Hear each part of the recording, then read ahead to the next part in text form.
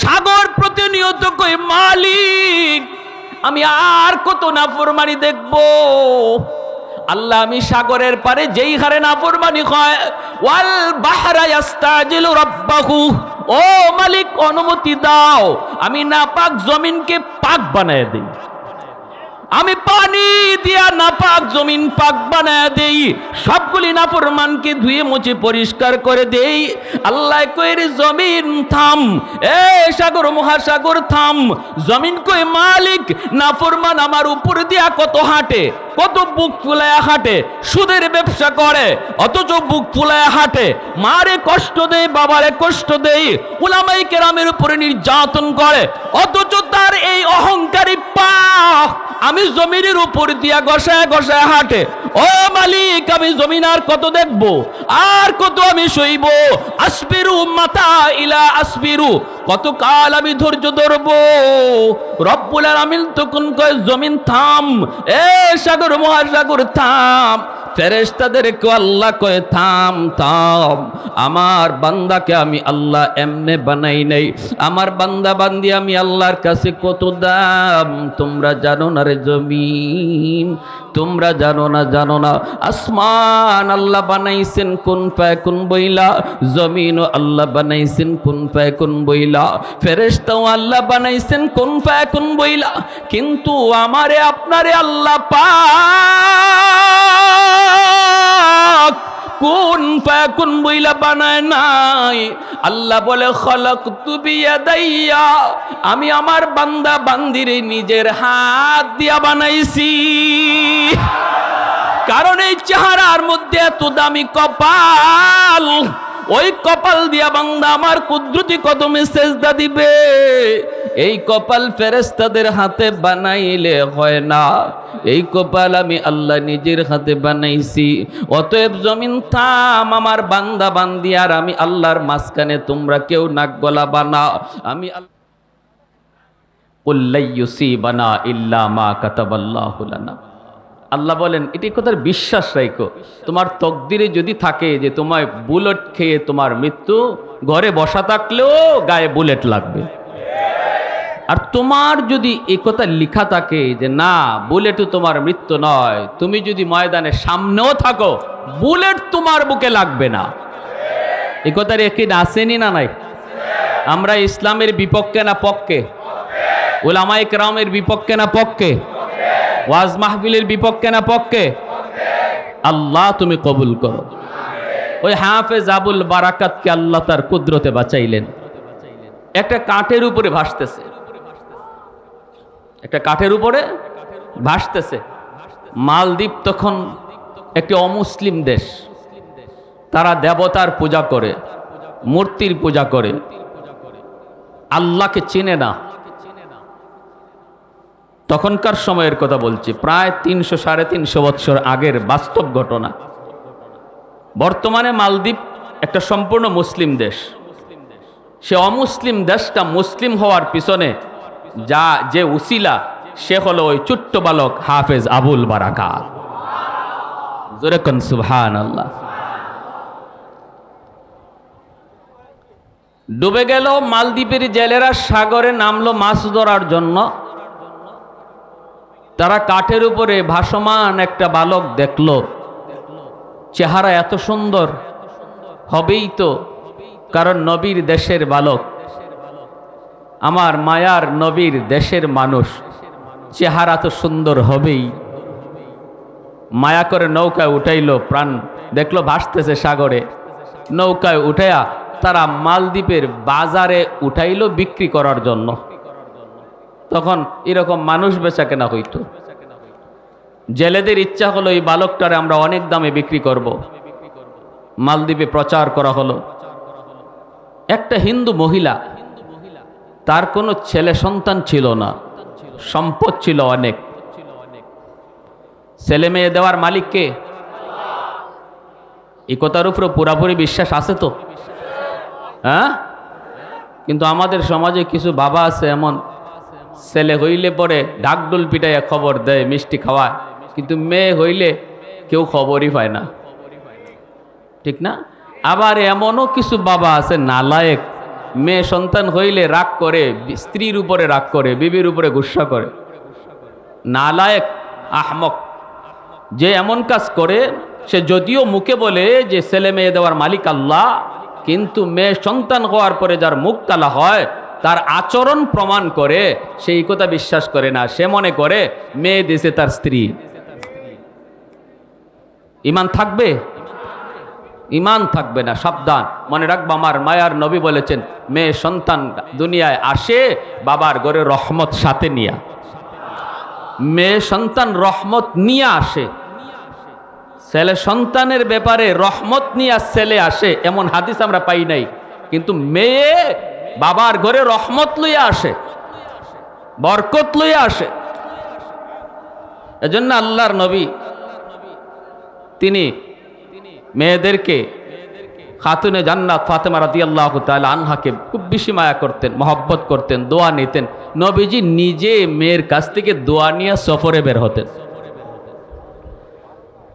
আমার বাইরা বন্ধুরা, যুবক, মালদ্বীপের শহরে যখন এই সংবাদ ছড়িয়ে পড়ল, একটা ছেলে সন্তান, বালক, চেহারা তার সুন্দর, মালদ্বীপের বাজারে ওঠানো হলো বিক্রি করার জন্য। ওই মহিলার সম্পদের কোনো অভাব নাই। মহিলা চিন্তা করলো, আমার একটা শুধুমাত্র মেয়ে সন্তান, একটা ছেলের আমার বড় প্রয়োজন। বৃদ্ধ হয়ে যাব, কে আমাকে লালন করবে, কে খাওয়াবে, কে পড়াবে? ছেলে সন্তানের প্রয়োজন, কারণ মেয়েতেও বড় হলে পরে বিয়ে দিয়ে দিব। কিন্তু আমার বৃদ্ধ বয়সে আমাকে পালবে কে, আমার দেখশন নিবে কে? বাজারে উঠল, জেলেদেরকে জিজ্ঞেস করলো দাম কত? প্রচুর দাম। কিন্তু ওই মহিলার সম্পদের কোনো অভাব নাই। সে বলতেছে, যত টাকা লাগে, যত পয়সা লাগে তোমরা নিয়ে যাও, বিনিময়ে আমাকে ওই বালক দিয়ে দাও। বালকটারে নিয়ে আসলো। এইবার হাফেজ আবুল বারাকাত 30 পারা কোরআন তার সিনায়, কারো কাছে প্রকাশ করে না। ছোট্ট বালক কেমন করে সিনায় 30 পারা কোরআন ঢুকায়, এটা একমাত্র আল্লাহ পাকের কুদরত। ঠিক কিনা জোরে কর? বাহাদুরি করে কোরআন সিনায় নেওয়া যায় না।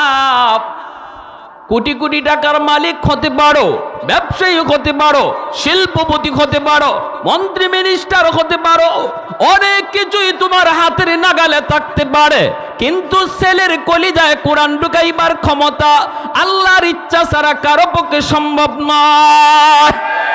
ব্যারিস্টারি ডিগ্রি টাকা দিয়া কিনা যায়, এলএলবি ডিগ্রি টাকা দিয়া কিনা যায়, ডিগ্রি ডিগ্রি ডিগ্রি টাকা পয়সা ক্ষমতা দিয়া কিনা যায়, কিন্তু মালিকের 30 পারা কোরআন সিনায় নেওয়া যায় না। আওয়াজ দেয়া বলেন ঠিক কিনা? হাফেজ আবুল বারাকাত মাকে মা কয়া ডাকে, বোনটারে বোন কয়, বোনও তারে ভাইয়া কয়। এইভাবেই তাদের দিন যায়, এইভাবে তাদের দিন রাত চলছে রে যুবক। একদিন হঠাৎ করে হাফেজ আবুল বারাকাত দেখতে পেল মা কান্না করে। সংক্ষেপে বলে পেরি লম্বা ঘটনা। মা কান্না করে আর কান্না করে। হাফেজ আবুল বারাকাত জিজ্ঞেস করি, মা গো, ও মা, তুমি কেন কাঁদো? মহিলায় কই, বাজান, আমাদের দেশে প্রতি বৎসর একটা নির্দিষ্ট টাইমে সিডর হয়, জলোচ্ছ্বাস হয়।